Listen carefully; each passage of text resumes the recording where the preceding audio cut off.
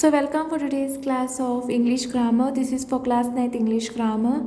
Filling the blanks by choosing the correct verb form from the alternatives given below each sentences. So take down the first one. Every morning I dash for a long walk. Okay. Option B will option B will be the correct option. Every morning I go for a long walk. Okay. Next question is football team dash well yesterday.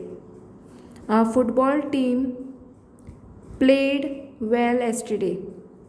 Okay. Select the correct options. So these are very simple ones. We dash to your house tomorrow. We will come to your house tomorrow. Okay. Next question is all my friends are going for a movie next week. Okay.